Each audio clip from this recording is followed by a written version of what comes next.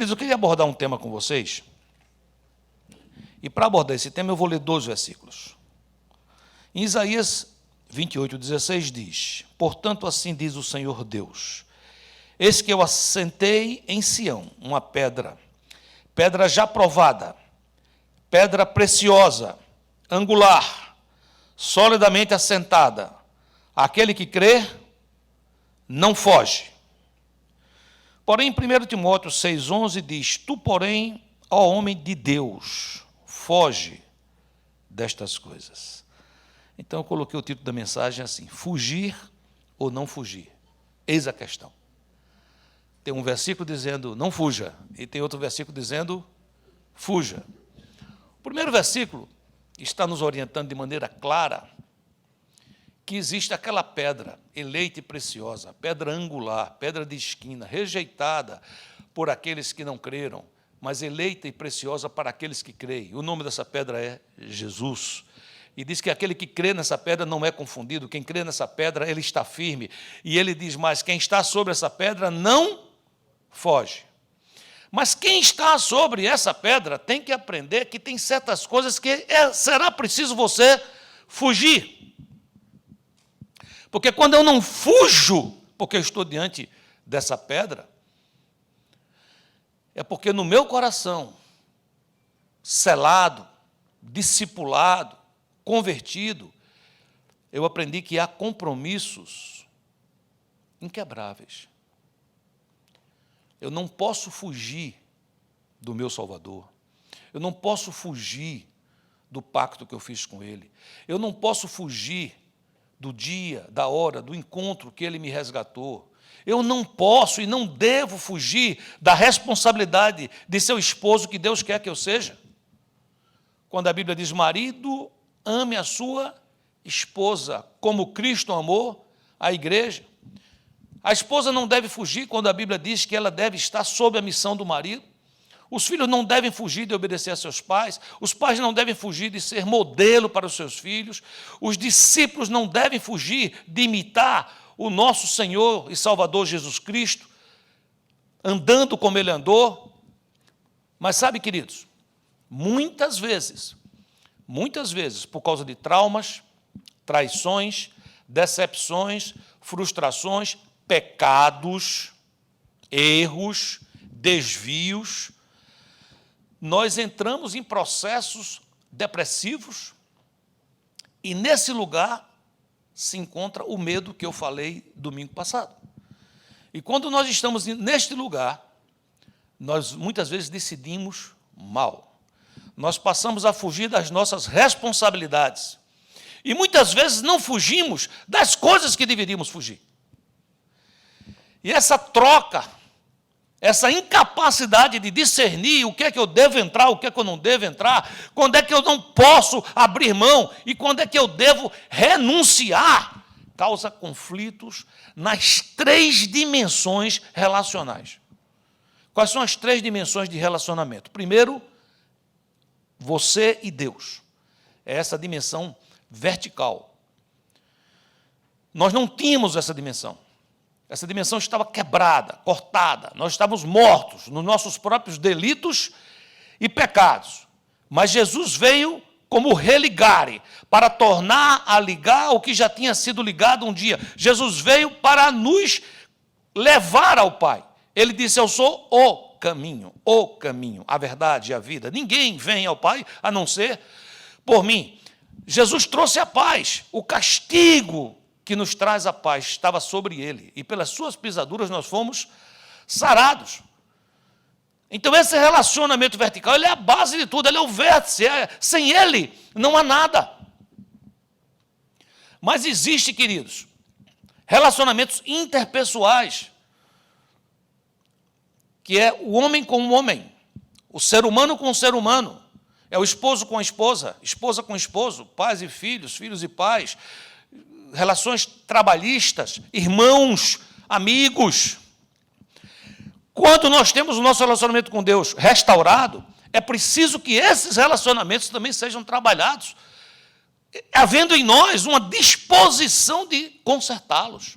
A Bíblia diz, se possível, quando estiver em vós, tende paz Com todos os homens. Você diz, então, pode ser que uma coisa ou outra não seja possível. Sim, pode ser que a outra pessoa diga, você me pediu perdão, você já me perdoou, mas eu não creio nesse seu Deus, eu não quero ter comunhão com você. Então, o problema não é seu, você está disposto, você está disponível. O problema é da outra pessoa. Quando a gente entra nessa relação vertical e horizontal, paz com Deus e paz com os homens, está aberto a possibilidade de eu ter paz comigo mesmo, que é o local mais oculto das transgressões, das quebras de compromisso, das incongruências e das dificuldades da vida, que é esse terreno chamado alma.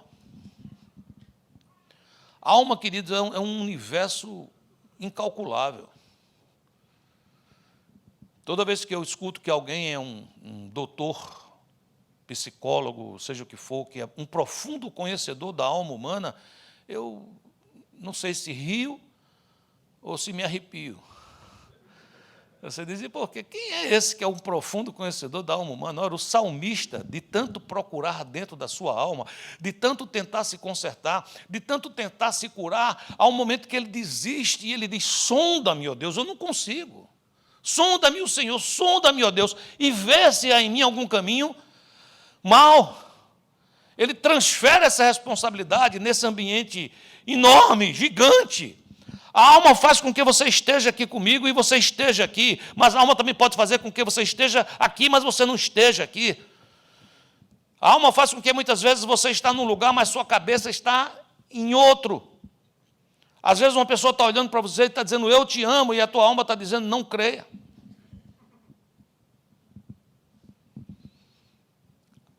Coisas lindas, como dizer, Deus é Pai, pode fazer com que alguém receba isso com amor enorme, e em outra alma pode se arrepiar completamente, porque não teve um relacionamento com seu pai. Teve um relacionamento ruim com seu pai.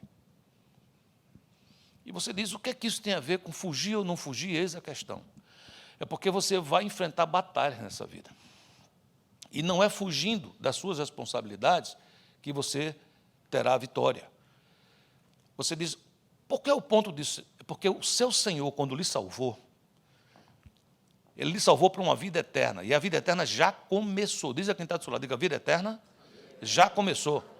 E essa vida eterna, queridos, ela só é vida, porque a palavra vida é o antônimo de morte. Biblicamente, morte significa separação. Separação de Deus. Se morte espiritual é separação de Deus, vida espiritual é o quê? É comunhão com Deus. Então, quando Jesus disse, eu vim para que você tenha vida e vida em abundância, ele estava dizendo, eu vim para que você tenha comunhão com Deus e comunhão com Deus em abundância. Então, quando eu quebro essa comunhão com Deus, essa vida abundante fica comprometida. E eu quero que você entenda que muitas dessas dificuldades ocorrem quando eu começo a não fugir do que eu devia fugir, ou eu começo a fugir daquilo que eu não deveria fugir. Vamos entender isso mais especificamente. Quando é que devemos fugir pela palavra? Vou dizer alguns pontos, não vou conseguir falar tudo, mas eu entendo que vocês têm o Espírito Santo de Deus, você que está em casa tem o Espírito Santo de Deus, você que está me escutando, você diz, eu não aceitei Jesus, você aceita agora, em nome do Senhor Jesus, Ele está esperando, Ele te ama. Ele diz, eis que eu estou à porta e bato. Se você abrir a porta, eu vou entrar. E Ele quer entrar hoje na tua vida. Você que está aqui, você que está em casa. E a Bíblia diz que quando eu me abro para o Senhor, eu passo a ser morada do Espírito Santo de Deus. E quando o Espírito Santo de Deus entra em nós, o Espírito Santo é consolador, o Espírito Santo é Deus em nós, amém? Mas uma das características do Espírito Santo é que ele é professor. Jesus disse, eu vou mandar o Espírito Santo, porque ele há de vos ensinar todas as coisas. O apóstolo João chega ao ponto de dizer, vocês nem precisam que alguém lhe ensine, porque você tem o Santo, e o Santo é o Espírito Santo, e ele os ensina todas as outras coisas. Quando estamos em comunhão com Deus, quando estamos abertos para o Espírito Santo, podemos receber mais. Diga assim, eu quero receber mais. Então, eu vou dizer algumas coisas, mas eu tenho certeza que o Espírito Santo vai lhe dizer mais. Diga assim, eu quero receber mais. O Espírito me dará mais. Amém. Primeira coisa que a gente não deve fugir, que devemos fugir, de se comprometer com o que não se pode cumprir. Já vi filhos traumatizados por pais que prometeram coisas e não cumpriram. Cônjuges, amigos, muitas amizades se estragam pela quebra deste princípio. Isso é um princípio bíblico. Olha o que diz Provérbios 11:15. Quem fica por fiador de outrem sofrerá males, mas o que foge de o ser estará seguro. O que é que significa isso? Eu vou ser fiador de alguém. O que é que significa ser fiador de alguém? Que se essa pessoa não pagar, o que é que vai acontecer? Eu vou pagar. Sim, mas eu espero que essa pessoa pague. Eu estou sendo fiador só de mentirinha, só de história do carochinha. Não é assim que a Bíblia diz. A Bíblia diz que essa pessoa pode morrer. A Bíblia diz que essa pessoa ela é como um sopro. A Bíblia diz que essa pessoa pode até querer pagar e não conseguir. Ela pode perder o emprego, ela pode pegar uma Covid e ficar com sequelas e ficar dificuldade. Então, se eu me comprometi, eu tenho que antes perguntar, eu estou afiançando você em quanto? Em $100. Eu digo, eu amo essa pessoa, $100 eu posso pagar. Então, estou aqui, sou seu avalista. Teve um problema, calma, paguei os $100 que eu me comprometi. Agora vamos cuidar de você. Eu prometo que no futuro eu pago. Nem prometa mais não. Deixa eu cuidar de você, mas se você quiser me pagar no futuro, receberei de muita alegria, entendeu? Se não pagar, já está pago. Mas por que está pago? Porque eu me comprometi com aquilo que eu antes orei, eu me comprometi com aquilo que eu antes pesquisei, eu me comprometi com aquilo que eu antes conversei com o meu cônjuge, conversei comigo mesmo, conversei com meus mentores, discipuladores, pastores, e eu disse, vou entrar nessa para ajudar esse irmão, porque eu tenho como assumir caso ele não consiga. Aí eu vou lá e dou um visto qualquer, assino, há um problema, a pessoa não paga, e o que é que acontece? A amizade o quê? Se acaba. Quanto foi o débito que perdeu? Não sei, foi $10.000, foi $5.000, foi $100.000. Para Deus, uma amizade, ela tem um preço incalculável. Há um hino que a gente canta que diz, eu sei que foi pago um alto preço para que nós fôssemos um. Que preço foi isso? Foi a morte de Jesus. Então, antes de você se comprometer com alguma coisa, é preciso você orar, analisar. Você pode cumprir este compromisso? Sabe, queridos, muitas vezes até a nossa relação com Deus é afetada. Você diz, por que a nossa relação com Deus é afetada? Porque a gente faz pactos com Deus e depois a gente não cumpre. Eclesiastes 5, versículo 5 e 6 diz, melhor é que não votes do que votes e não cumpras. Não consintas que a tua boca te faça culpado. Nem digas diante do mensageiro de Deus que foi inadvertência.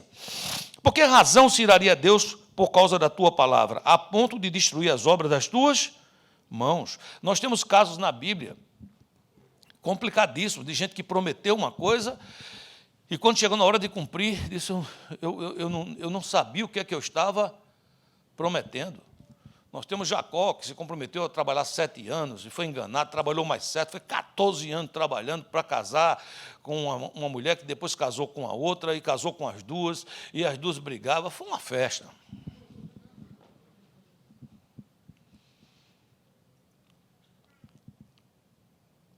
Caso daquele general que foi juiz, me esqueço o nome agora, talvez o pastor André possa me ajudar, que ele era filho de uma prostituta, né? Jefté. Boa, obrigado. Nada como ter nossos irmãos aqui acudindo a gente na hora do lapso de memória. Não é idade não, hein, queridos? É muita preocupação. Então, veja bem. Jefté fez uma promessa que se ele ganhasse a batalha, quando ele chegasse em casa, o primeiro ser que aparecesse na frente dele, ele sacrificaria a Deus. Eu não sei o que é que ele tinha na cabeça. Talvez, eu não sei se foi isso, porque se fosse não é muito legal, mas quando eu chego lá em casa, a primeira pessoa que corre é Alec. Mas nesse dia não foi Alec que correu, foi a filha dele, queridos. Você entende o que eu estou falando? Sim ou não? Fuja disso. Deus não se move por causa de suas promessas. Senhor, se o Senhor fizer isso, olha, me leva no lugar do meu filho. Oh, meu Deus, olha, se o Senhor salvar aqui essa situação, eu gosto tanto desse lenço, mas eu vou jogar fora. Não, que relacionamento é esse com Deus, meu filho? Se você existe, se eu existo, é por causa de uma palavra chamada graça. Eu me comprometo pela seriedade do caráter que eu recebo em Cristo. Então, esse caráter me faz me comprometer com as coisas que Cristo já é comprometido. E não com barganhas, me dê que eu te dou. O que eu tenho para dar a Deus? O que você tem para dar a Deus que Ele já não tenha? Quem primeiro deu a Ele e depois recebeu? Quem foi? Me diz uma pessoa no universo que disse, eu recebi isso porque antes de eu receber isso, eu dei a Deus. A Bíblia diz que não existe isso porque dele, por Ele e para Ele são todas as coisas. Nós também devemos fugir do homem insensato. Você falou, o que é o homem insensato? É o homem louco, o homem que a Bíblia também chama de homem de Belial. O que é homem de Belial? Belial é um sinônimo para o nosso adversário, para o diabo. E esse homem, então, um homem endemoniado, pastor, é um homem que, pelos seus traumas, seus problemas, seja pelo que for, ele se deixa usar por Belial. Ele facilmente ele inveja, facilmente ele deseja o mal. É aquela pessoa que não se alegra na sua vitória. Ele é mais solidário quando você está por baixo. Quando você conta uma bênção, você vê no olho dele que o brilho acabou. Ele com a boca diz uma coisa, mas com o olhar diz outra. Com a boca ele diz, você diz, olha, você não sabe o que aconteceu, meu green card saiu, eu estou, meu Deus, em tempo recorde. O dele não saiu ainda. Ele olha para você assim e fala, que bênção.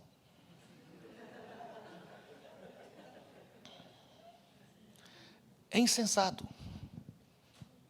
Provérbios 14, 7 diz, foge da presença do homem insensato, porque nele não divisarás lábios de conhecimento.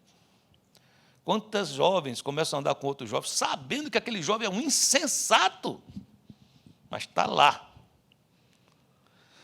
2 Timóteo 3,5 diz que esse ser tem forma de piedade, tendo forma de piedade, negando-lhe, entretanto, o poder. Foge também destes. Sabe, queridos, quando você diz, mas pastor, eu quero ser amigo de todo mundo, queridos, ame todo mundo, ame. É muito diferente você amar do que você eleger como seu conselheiro, eleger como companheiro, como aquele que você vai dividir a vida. Esse você tem que saber. Com quem você divide a sua vida, pastor? Com aquele que divide a vida com o meu Senhor. Eu sem Cristo sou nada, com Cristo eu sou o que sou, por causa da graça dele. Você também é assim. Então, em Cristo somos mais que vencedores, e sem Cristo, mais que perdedores. Não tem nem para onde ir. Então, é importante entender isso. Quando eu quebro isso, eu passo, sem perceber, trazer um problema para o meu relacionamento intrapessoal. Você falou o que é intrapessoal? Eu comigo mesmo, porque isso afeta meu caráter. A Bíblia diz, se você andar com iracundo, você vai ficar iracundo. Olha o que diz a palavra em 1 Coríntios 15, 33. Não se enganem. As más companhias estragam, corrompem os bons costumes. O que mais eu devo fugir? Fuja do mal e de tudo que se parece com ele. Provérbios 22, 3 diz, o prudente vê o mal e foge, se esconde, mas os simples passam adiante e sofrem a pena. 1 Tessalonicenses 5, 22 diz, abstende-vos, fuja de toda aparência do mal. Ou seja, eu não quero o mal, mas eu também não quero estar perto daquilo que tem aparência do mal. Preciso fugir disso. Isso prejudica meu caráter. Sabe, muitas vezes, queridos, muitas vezes, a gente, na melhor das boas intenções, quer enfrentar o mal. Aqui está dizendo que esse mal não é para enfrentar, é para fugir. Aí, quando a gente vai enfrentar o mal no sentido, preste atenção, no sentido de enfrentar o pecado, a gente cai numa armadilha. Salmos 141, 9 diz assim, livra-me das redes que os perversos estendem para me pegar, livra-me das armadilhas dos que fazem o mal. Provérbios 26, 2 diz, como o pássaro que foge, como a andorinha no seu voo, assim a maldição sem causa não se cumpre. Às vezes não entendemos certas coisas. Quando a gente vai enfrentar o diabo, a Bíblia não manda que você fuja do diabo. E a Bíblia não manda que você enfrente o diabo. Você diz, o que é que a Bíblia manda, pastor? A Bíblia manda que, Tiago 4,7, sujeitai-vos, portanto, a Deus. Mas ao diabo, o que é que eu faço? Resista. E quem é que foge? Ele. Então, logo, eu não estou falando aqui do diabo, eu estou falando do pecado, que se eu cometo, que se eu faço isso ou produzo, eu quebro minha comunhão com Deus e eu me submeto ao diabo. Quando a Bíblia está dizendo, submeta-se a Deus, não ao diabo, submeta-se a Deus. Ao diabo, resista. E ele foge. Sabe, às vezes, porque a gente não entende isso, passamos por muitas lutas. Um exemplo assim, mais tosco que me vem à mente é alguém que é diabético e não pode comer doces. Então, acho que a maior sabedoria é todo lugar que tiver uma doceria, essa pessoa fazer o quê? Fugir. Passar para o outro lado. Não, a pessoa diz, não, peraí, eu tenho o Espírito Santo, meu querido, qual é a tua? Qual é a melhor doceria que tem aqui? Eu vou lá. Eu fico lá na vitrine, olhando os doces, passando. Lá vem creme brulee. Lá vem lá... Como é o nome das tortas? Essas mais novas. Pavlova, como é o nome? Pavlova. Aí a pessoa quer mais raiz, é 3 leites. Entendeu? Aí, ou então, Romeu e Julieta, lá um queijinho de coalho com um docinho de goiaba por cima, e a pessoa olhando aquele desfile e dizendo, eu te repreendo, em nome de Jesus. Eu te resisto. Eu sou de Deus. Para mim, tanto faz olhar como não olhar. Seu 3 leites. Danadinho.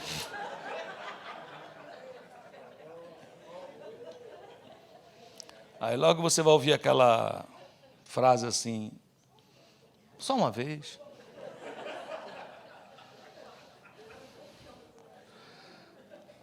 Aí depois tem uma cidade no interior de São Paulo que é muito usada nessas horas.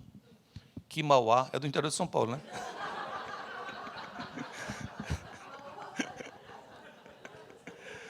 Quimauá.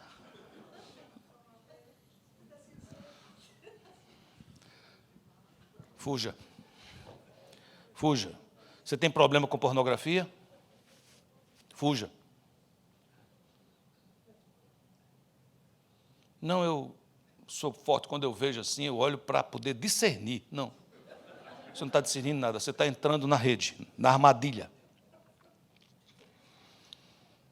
Segundo Timóteo 2,22, foge também dos desejos da mocidade, segue a justiça, a fé, a caridade e a paz, com os que com o coração puro invocam ao Senhor. Fuja também quando Deus te avisar. Deus te avisa. Sabia que Deus te avisa? Sim ou não? Mateus 2,13, tendo eles partido, eis que apareceu um anjo do Senhor a José em sonho e disse, dispõe-te, toma o menino e sua mãe, foge para o Egito e permanece lá, até que eu te avise, porque Herodes há de procurar o menino para o matar. Quando a gente quebra esse princípio, a gente põe em risco até a nossa família. Você imagina o seguinte, Maria sabia que Jesus era filho de Deus, sim ou não? Ela disse, como é que eu vou ficar grávida sem ter conhecido nenhum homem? O que vai acontecer com você é obra do Santo Espírito. Ela sabia que Jesus era Deus, sim ou não? Ela podia ter se levantado e ter dito, isso não é anjo não, mandando fugir não é coisa de Deus não. Eu vou lá no palácio de Herodes, vou levar o menininho na mão e vou dizer assim, quero ver. Deus mandou fazer isso? Qual foi o aviso de Deus? Foge, até que eu te aviso. Quantas vezes, queridos, a gente recebe aviso de Deus, mas o problema é que, às vezes, nem sempre a gente recebe um anjo. Porque quando é um anjo, aí é mais fácil, que a gente leva logo um impacto, o anjo, e é uma coisa mais... Mas, às vezes, tem anjos te avisando. Do teu lado, um irmão, uma irmã, o marido, a esposa. Quantas vezes, queridos, Deus não... Eu tenho um anjo, que eu durmo com um anjo, né, chamado Rosana.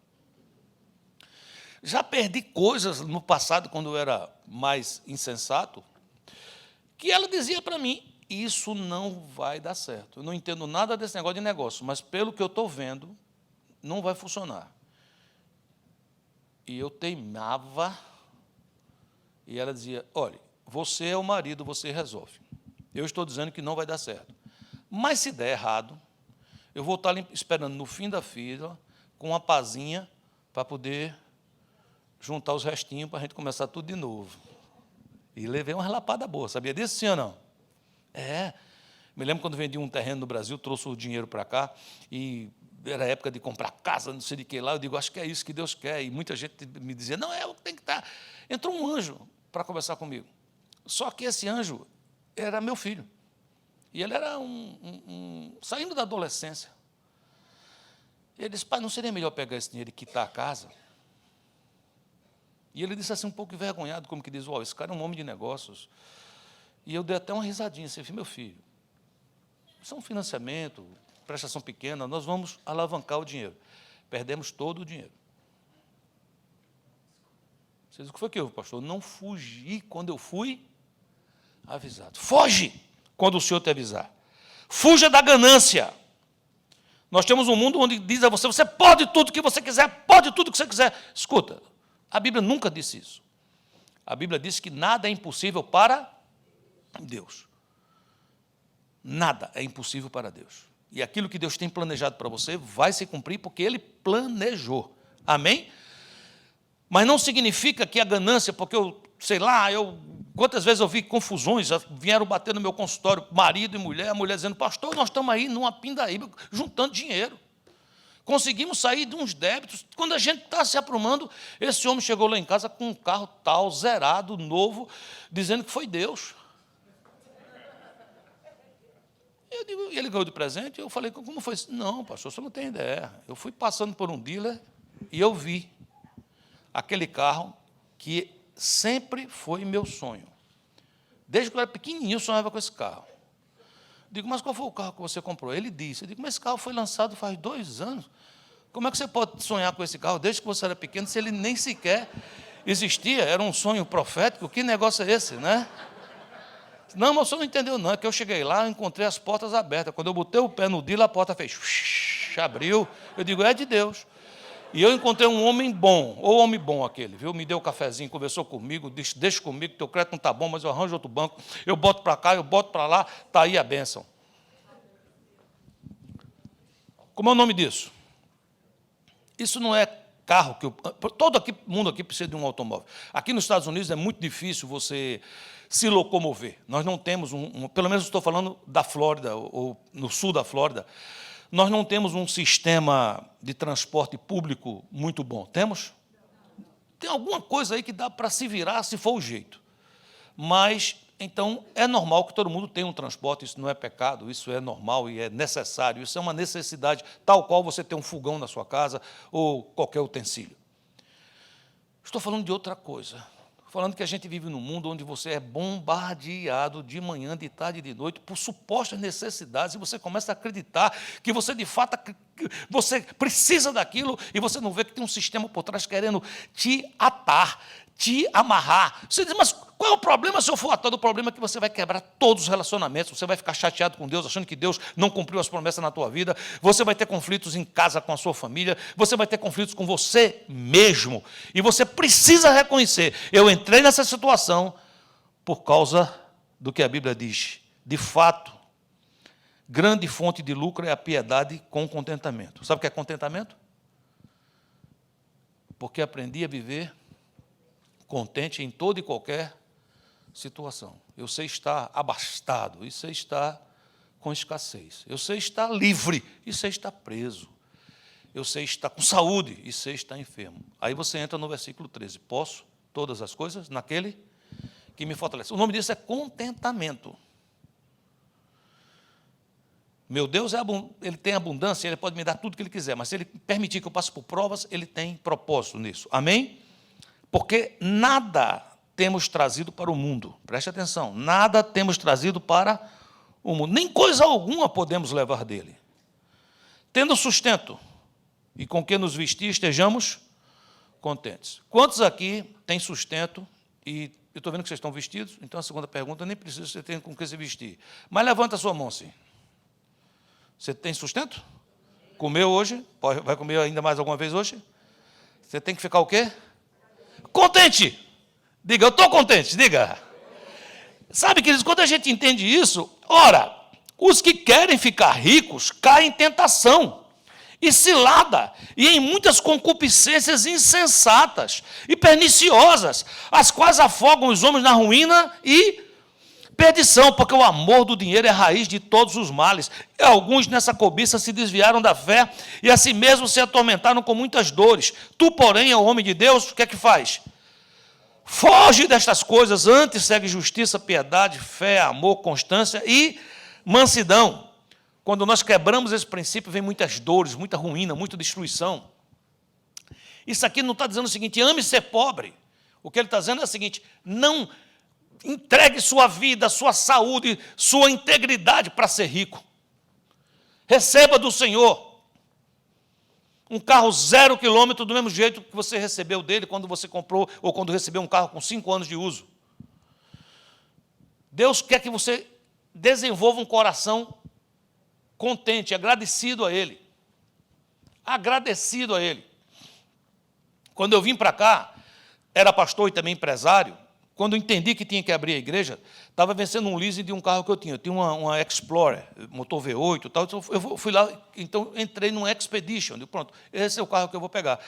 Quando a gente estava no carro, eu e minha esposa, e ela que ama esse tipo de carro, SUV, a gente ficou sem paz. E a gente disse, não vamos fazer agora não. Entregamos o carro e fomos para casa. Cheguei em casa, ouça bem o que eu vou dizer para que você entenda. Eu escutei Deus falar assim, compre um Cadillac. E agora, Cadillac é um carro caríssimo, não é verdade? Digo, mas Senhor, estava para pegar um Expedition. Ele disse, não, mas não é isso que você está pensando, não. Eu vou te mostrar. Não deu meia hora, um amigo me ligou e disse, oi, pastor, tudo bom, tudo bom? Não sei se o senhor sabe, meu pai tem um Cadillac 1900 e alguma coisa, e ele está vendendo, o carro é novo, tem 8 mil milhas, porque não anda o carro, tal. Eu digo, mas Senhor, eu não estou com vontade assim. Desse eu não estava com muita vontade. Naquele tempo, até que dava para pagar, porque era 90 centavos o galão de gasolina, né? Porque o Cadillac tem uma vantagem.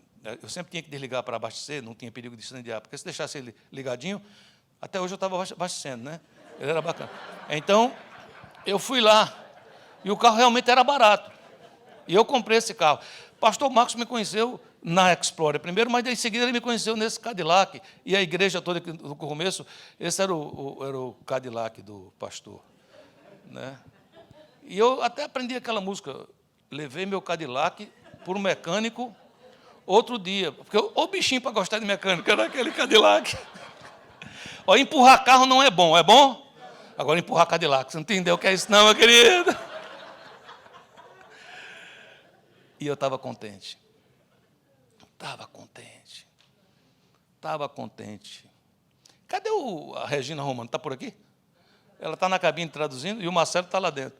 Depois de usar esse Cadillac muitos anos, ele ficou ótimo, ficou inteligente o carro conhecia a casa de todas as pessoas. Nós ainda passamos o Cadillac para eles e eles ainda andaram com esse Cadillac aí, o que é 1 ano, Regina? 2? Faz assim com o dedo assim, 3 anos ela botou ali. Então, que Cadillac maravilhoso, não é verdade? Então, queridos, você fala assim, mas o que significa o que o senhor está dizendo, pastor? Deus queria trabalhar meu coração, queridos.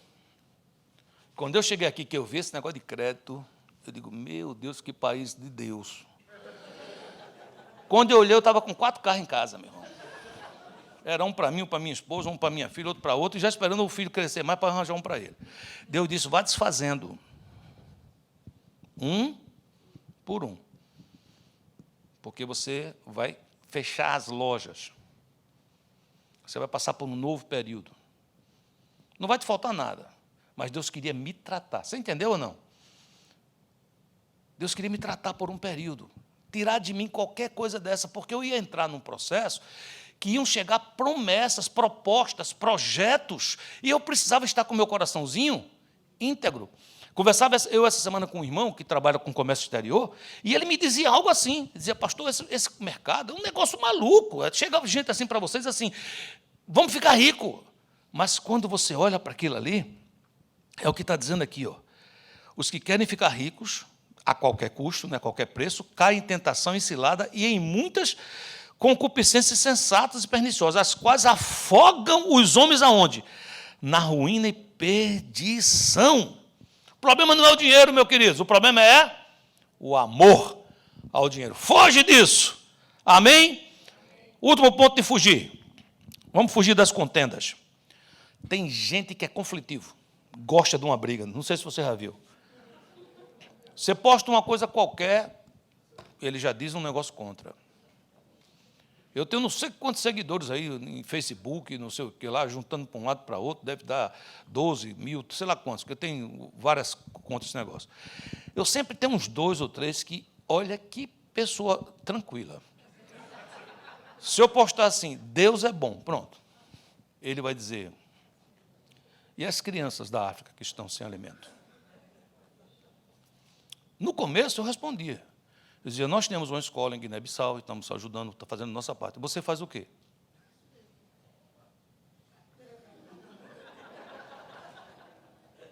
Até que Deus falou assim, foge dessas pessoas conflitivas. Você fala, o que é fugir?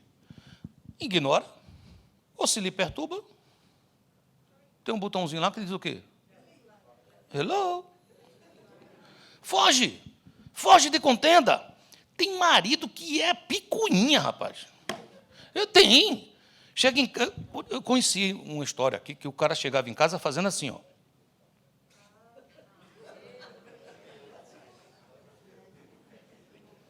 Hello.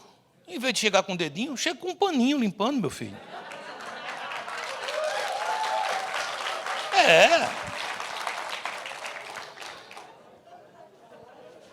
Vejo que as irmãs ficaram contentes. Mas tem umas mulherzinhas rixosas que eu vou te contar também, meu querido.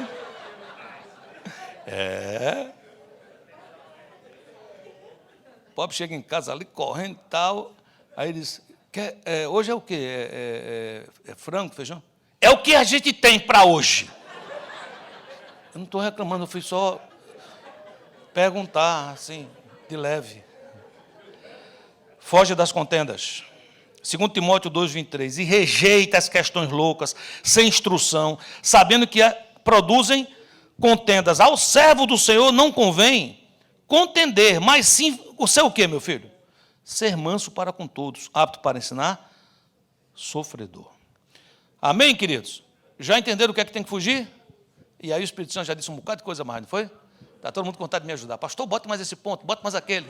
É seu, é de presente que Deus lhe deu. Amém? Agora, não devemos fugir. Segura a onda. Amém, queridos? Da presença de Deus. Hoje nós estávamos aqui e nós cantamos isso. Dizemos, eu não quero nem pedir nada, eu quero somente a tua presença. Gênesis 3 diz que quando o homem pecou, no versículo 9, e chamou o Senhor Deus ao homem e lhe perguntou, onde estás? Ele respondeu, ouvi tua voz no jardim, e porque estava nu, tive medo e me escondi.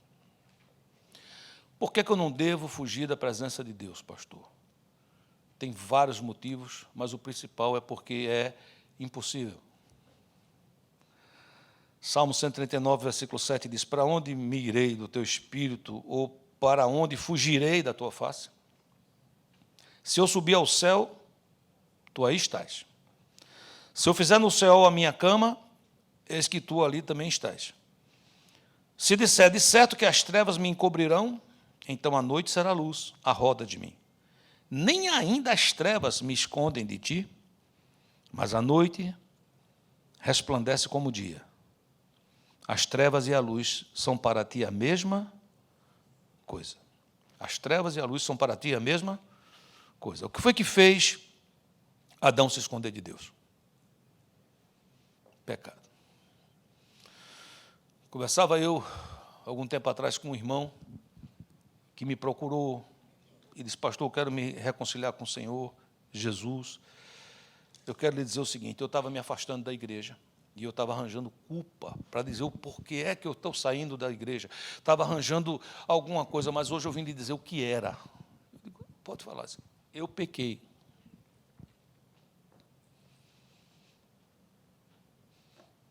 E o pecado afasta a gente da comunhão com os irmãos, afasta a gente de Deus, mas não resolve. A fuga não tira a culpa do pecado.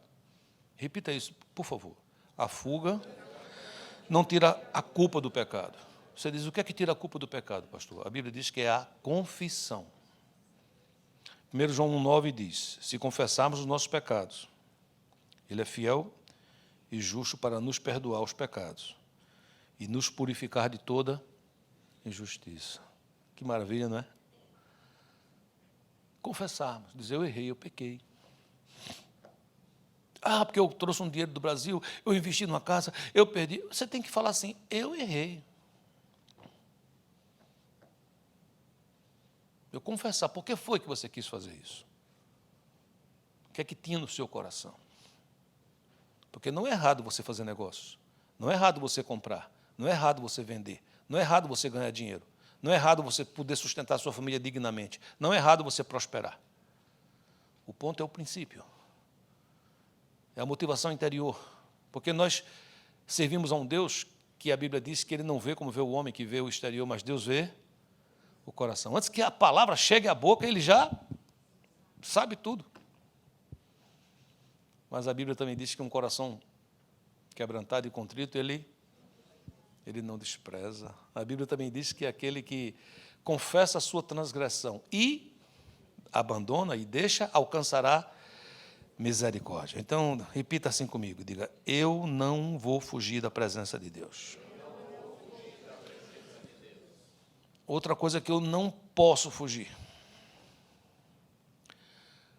por ter criado em mim uma imagem distorcida de Deus.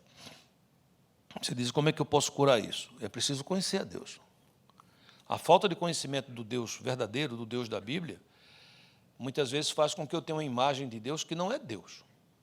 Muitas vezes, por exemplo, Jesus, quando estava aqui, certa feita, ele perguntou aos seus discípulos, o que é que os homens dizem que eu sou? E eles disseram várias coisas. Dizem que você é Elias, Jeremias, João Batista, um dos profetas. Nada disso era verdade. Tudo isso era conversa de rua. Era o que saía nas redes sociais daquele tempo. E Jesus pergunta a eles, e vocês dizem que eu sou o quê? E então Pedro responde, tu és o Cristo, o Filho do Deus vivo. Ora, se Jesus vivendo aqui na terra, já se tinha tantas imagens distorcidas dele, será que hoje não tem imagem distorcida de Jesus? E você diz, mas como é que eu faço então para consertar isso? Ele diz, errais em não conhecer as Escrituras, porque são elas que de mim testificam. Se eu quero conhecer o Jesus verdadeiro, eu tenho que conhecer o Jesus da Bíblia. Não é o Jesus histórico, o Jesus que se procura através do estoicismo, ou da filosofia grega, ou evangelhos onde o homem está no centro. Não é, Jesus é falado em muitas religiões, queridos. Até o Islã tem um capítulo inteiro dedicado a Jesus. Mas não é esse Jesus que eu estou falando. Um Jesus coxa de retalhos, um Jesus Frankenstein, onde tem um pedaço de uma coisa, um pedaço de outra, porque quando eu era pequeno, aí eu fui dormir, a minha ama, que cuidava de mim, me contou uma história, dizendo, nossa, você não dormia, olha, Jesus vai mandar não sei o quê, um bicho que vai lhe pegar. Eu acreditei que Jesus manda um bicho me pegar. Aí eu fui e conversei com meu pai falou uma coisa de Jesus, minha mãe falou outra coisa de Jesus, mas o padre que eu fui lá na igreja falou de um Jesus, e o pastor que eu fui no outro dia numa igreja, porque no padre eu fui levado pela avó tal, e no pastor eu fui levado pela avó tal, aí cada um disse um pedaço de um Jesus. Aí a Bíblia diz que eu devo andar como Jesus andou, mas antes de andar como Jesus andou, quem é Jesus para você? Preciso que eu entenda isso, porque se eu não entender isso, eu vou seguir um Jesus inexistente. O resultado será horrível. Então é preciso que eu compreenda que se eu tenho uma imagem distorcida de Deus, eu preciso de corrigir essa imagem. A palavra diz em Lucas 19, 21, olha o que diz a palavra. Pois tive medo de ti, que és homem rigoroso, tiras o que não puseste e ceifas o que não semeaste. Essa é a história de um homem generoso, um investidor, que entregou talentos a 3 homens, de acordo com a parábola, e 2 deles, que receberam até mais talentos, mais responsabilidades, prosperaram, mas um deles escondeu o talento. E ele diz, mas por que você fez isso? Por que pelo menos você não colocou numa conta poupança, num save accounting, para poder render juros? Aí ele responde, porque eu tive medo de ti. E por que você teve medo de mim? Porque eu sei que você é homem rigoroso, que você tira o que você não põe, e que você ceifa onde você não semeia. E, então, veja, de onde é que ele arranjou essa imagem? Ele conhecia esse homem? Não. Alguém disse o que a ele? Alguém que viu ele com a bênção na mão, chegou para ele e disse, rapaz, eu tenho até dó de você. Se fosse você está feliz porque ele te deu esse investimento? Estou. Não vai dar certo. Então, quando é que a gente entende isso, pastor? Quando a gente não conhece o Senhor. Quando a gente não conhece Deus, quando a gente não conhece alguém, a gente age dessa forma. O que é que a Bíblia diz? Oséias 6,3. Conheçamos e prossigamos em conhecer ao Senhor. Como a alva, a sua vinda é certa. E ele descerá sobre nós como a chuva, como chuva serôdia, que rega a terra. Olha o que aqui Oséias está dizendo. Eu preciso conhecer a Deus.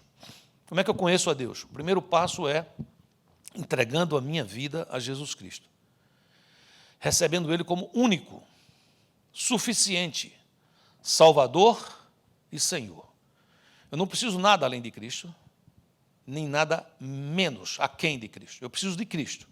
Ele, morto, mas antes ressurreto, que esteve na cruz, mas agora está gloriosamente sentado à destra do Pai. Eu recebo Jesus. Como é que eu recebo? A Bíblia diz que com a tua boca confessares, e se com teu coração você crer, você receberá salvação. Amém? Então eu conheço o Senhor, mas não é suficiente. Ele diz, conheçamos e prossigamos. Jesus diz, eu sou a porta, eu sou a porta. A porta você passa num ato. Eu sou a porta, quem por mim entrar será salvo. Pedro nos ensina que essa porta, para você entrar, você tem que dar 3 passos.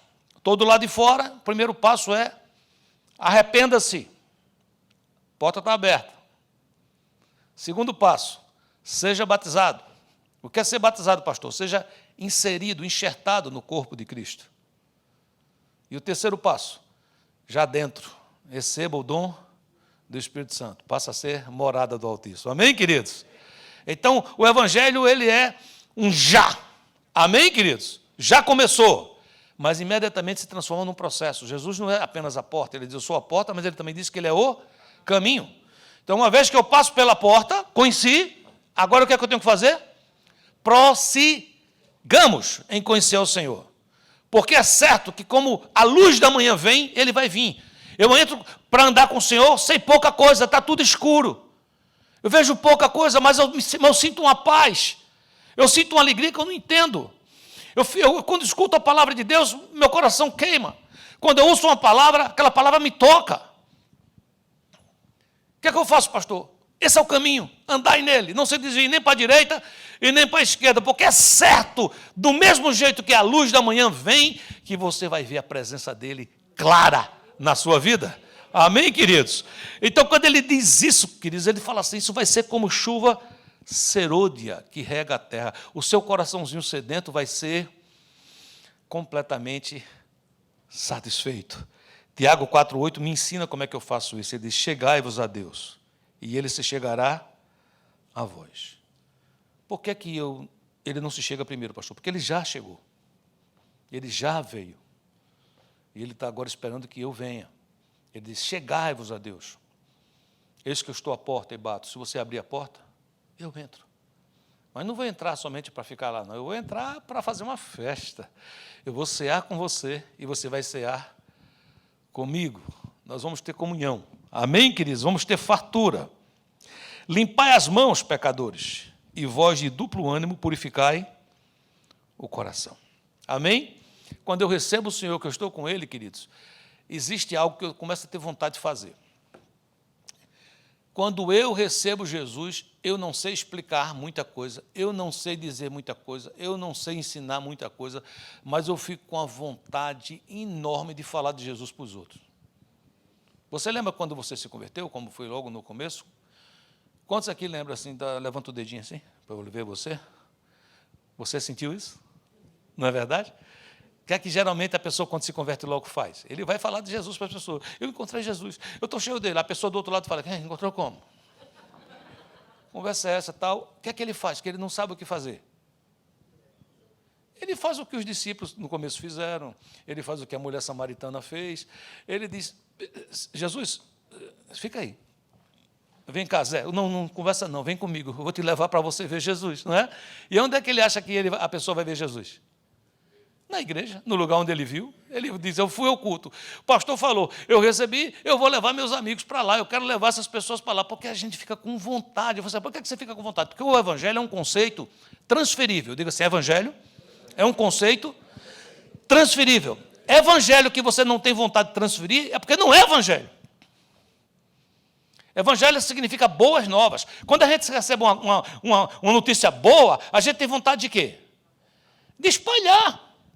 Queridos, está tendo uma Olimpíada, não sei se vocês estão ouvindo falar. Esse horário super conveniente. Pela madrugada. Então, veja bem, eu não estou acompanhando nada dessa Olimpíada. Eu não sei nada, pouca coisa. Mas eu sou do Rio Grande do Norte, nasci no Rio Grande do Norte. Mesmo que não fiquei lá muito tempo quando era criança, fui para outras cidades. Depois, já adulto, fui lá para encontrar minha esposa, casar com ela e receber a bênção. Mas eu sou de lá, do Rio Grande do Norte. E eu vi que um rapaz lá do interior do Rio Grande do Norte, Bahia Formosa, ganhou medalha de ouro no surf. Eu não tenho a menor ideia se isso é muito importante ou se não é importante. Mas eu achei, para mim, uma boa notícia. E eu me vi postando no Instagram a foto dele, com o nome é Ouro, e eu coloquei embaixo, Rio Grande do Norte.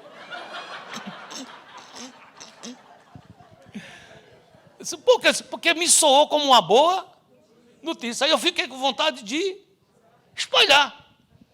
Quando você recebe uma boa notícia, você tem vontade de quê? De contar, de espalhar. Então, quando eu recebo Jesus, eu fico com vontade de falar. Se eu perdi essa vontade, queridos, eu preciso reabrir meu ouvido para as boas novas, porque todo dia Deus tem boas novas para você, para a sua casa, para a sua família, para a sua vida. Eu fico com vontade de cuidar dos outros. Antes, eu era um cara trabalhoso. Eu queria que os outros cuidassem de mim. Mas eu recebi Jesus, estou sendo cuidado, e agora, estranhamente, eu estou com vontade de cuidar dos outros. A prova maior, queridos, que você está cheio da unção do Espírito Santo é quando você ama. Não é quando você fala em línguas, não é quando você dá salto mortal, não é quando você cai para trás ou para frente, mas é quando você ama. Porque você vira canal. É Deus enchendo você de amor e você entregando amor, porque vem mais. Amém, querido? Diz aí com amor para quem está do outro lado, fala assim, entrega porque vem mais, diz deixa passar. Amém? Quando Jesus, queridos, nos orienta a fazer discípulos, é porque Ele sabe a bênção que tem nisso. Pregar, falar de Jesus, dá um prazer enorme. Toda vez que eu me sento num lugar que eu começo a falar de Jesus, se a viagem estava chata, fica boa. Uma vez eu fui pregar lá em Temuco, no Chile, e os irmãos que me levaram fizeram um esforço para me levar e me colocaram em voos estratégicos, ou seja, 45 escalas daqui até Temuco. Foi muito interessante. Horas de voo, de aeroporto e tal. E eu pensei, meu Deus, isso vai dar quase 24 horas de tal e tal e tal. Mas assim que eu sentei, Deus colocou uma pessoa do meu lado. E eu estava pensando, a princípio, na viagem, que era muito longa. Mas aí a pessoa chegou para mim e ele começou a falar um pouco da vida dele, que estava difícil, uma coisa, outra, não sei o quê. E aí meu coração fez o quê? Opa!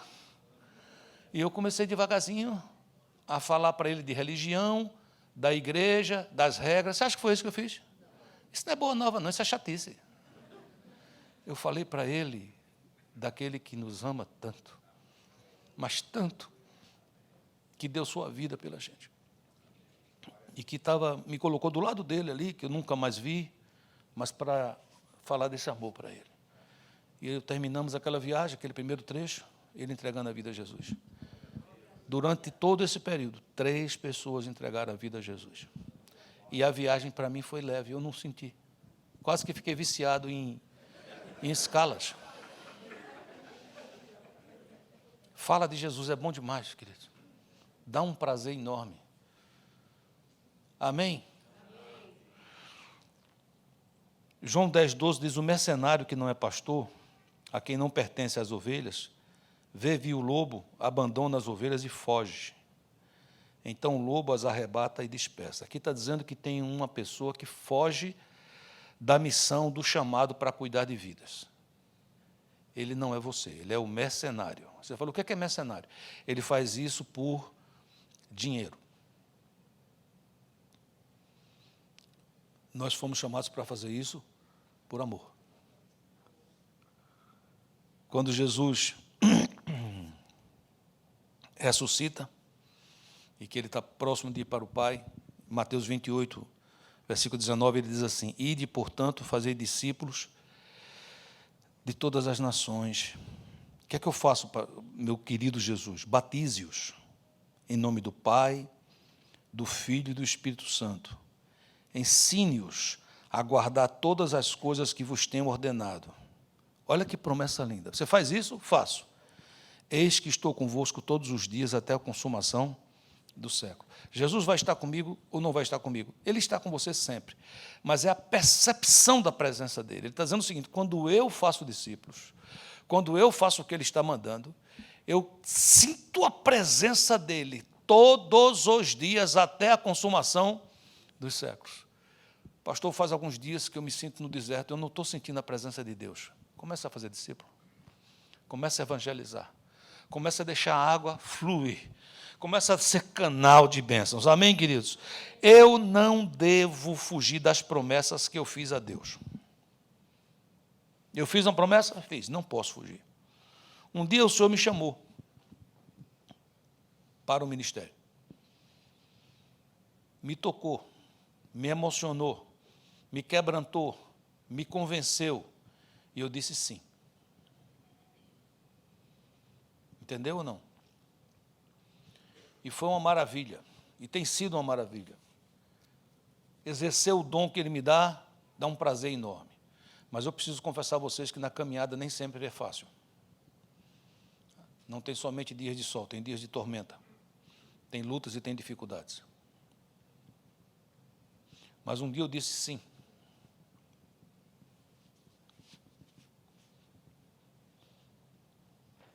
E eu não vou fugir desse chamado. Você um dia disse sim. Você não pode fugir do que Ele te chamou. Você um dia disse a Ele que queria fazer tal e tal obra, e Ele te deu dons. Ele te capacitou naquela época, lembra? Te qualificou. Não, mas eu me decepcionei com o homem. Isso não importa, não. Homem não foi quem te chamou, homem não foi quem te qualificou. Eclesiastes 5,4 diz, quando a Deus fizeres algum voto, não tardes em cumpri-lo, porque não se agrada de tolos, o que votares, paga-o. Tenho aqui uma palavra de ânimo para você. Quando Deus nos chama, e a gente diz sim, imediatamente Ele passa a nos capacitar. Porque, se você olhar na Bíblia, Deus não chamou capacitados, Deus chamou homens que Ele escolheu, que aceitaram, e aí sim, não pode enviar essa pessoa sem capacitação. Se você convoca uma pessoa para fazer um serviço, você agora tem que instrumentalizar essa pessoa, treinar essa pessoa. Deus faz isso conosco. Amém? Em seguida, Ele envia. Porque Deus não vai chamar e ficar lhe capacitando até o fim dos tempos. Deus te chama, te capacita e o quê? Envia. O envio é parte do treinamento. Não é que você não vai falhar no envio, mas você vai consertando durante o processo. Amém? Então, Ele não só te chama, não só te capacita, não só te envia, como Ele te sustenta nos momentos de dificuldades, te sustenta em todas as coisas. Diga assim, Ele me chamou, me capacitou, me enviou e me sustentou. Amém, queridos? Você diz, pastor, eu ainda não fui enviado para canto nenhum, estou começando agora. Mas você repetiu o que eu disse? Repetiu. Então, no tempo de Deus já aconteceu. É no Kairós. Recebe isso em nome do Senhor Jesus. Amém? Nós não podemos fugir do compromisso com Jesus, a pedra angular. Isaías 28,16, que eu li hoje esse texto lá em cima, como base. Portanto, assim diz o Senhor Deus, eis que eu assentei em Sião uma pedra já provada, pedra preciosa, angular, solidamente assentada, aquele que crê, não foge. Diga, eu creio nessa pedra. Eu creio em Jesus. Eu estou sobre essa pedra. Eu não fujo. Mateus 10, 32, portanto, todo aquele que me confessar diante dos homens, também eu confessarei diante de meu Pai que está nos céus. Mas aquele que me negar diante dos homens, também eu negarei diante de meu Pai que está nos céus. Nós não podemos quebrar esse princípio.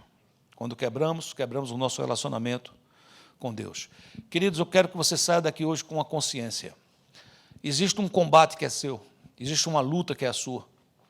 Existe um chamado que é o seu. Agora, existe um combate que não é o seu. Uma luta que não é a sua. Um chamado que não é o seu. E é andando nesses princípios que me ajuda, me dá luz, me dá força para combater o bom combate. O apóstolo Paulo, já no final dos seus dias, em 1 Timóteo 6,16, ele diz, combate o bom combate da fé. Toma posse da vida eterna, para a qual também foste chamado, e de que fizeste a boa confissão perante muitas testemunhas. Ele estava dizendo assim, Timóteo, você tem andado comigo, eu tenho discipulado você, eu tenho sido teu pastor, e você sabe que eu posso dizer, eu combati o bom combate, terminei a carreira e guardei a fé. E eu estou dizendo a você, faça o mesmo, faça o mesmo. Queria orar por você, queria que você ficasse de pé, por favor.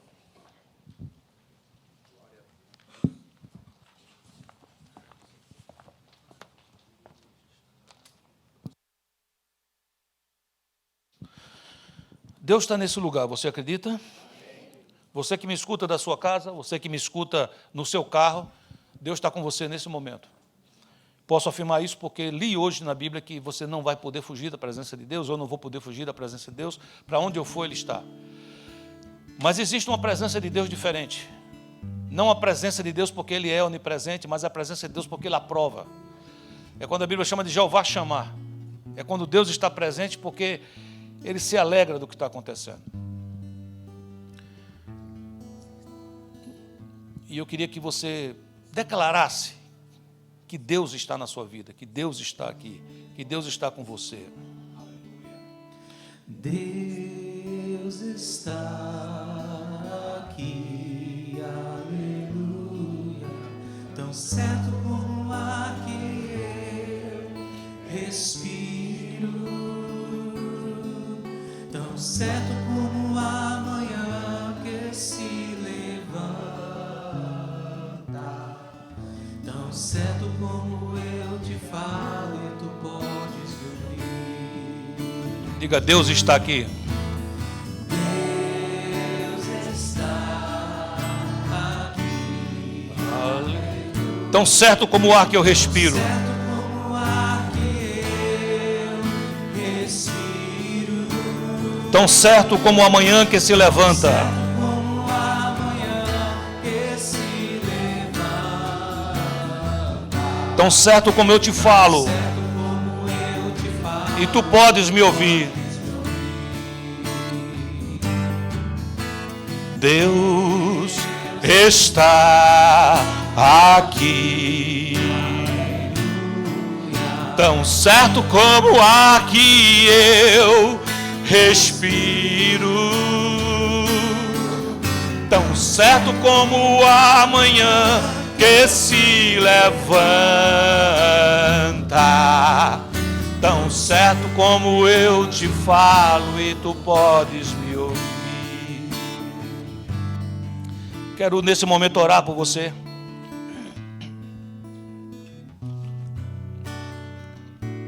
E eu queria dar uma oportunidade. Se essa palavra tocou você, se você tomou uma decisão qualquer, se dentro de você você diz, Senhor, eu preciso disso na minha vida, eu quero te apoiar em oração. Mas eu queria que você desse um passo de fé, eu queria que você saísse do seu lugar e viesse até aqui à frente. E eu quero orar por você. Todos que nesse momento, essa palavra me tocou nisso, não demore, saia do seu lugar, vem agora, em nome de Jesus, e eu quero estar orando por você.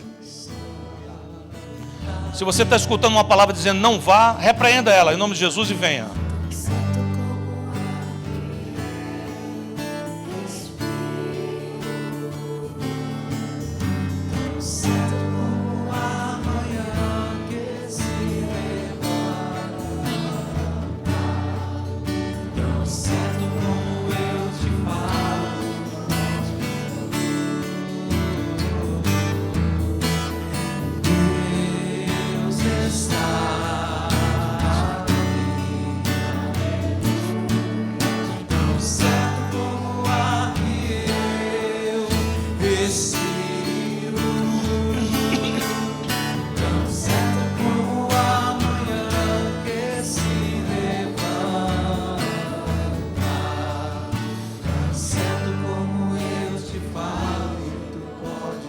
Pai amado, em nome de Jesus, quero orar por toda a tua igreja.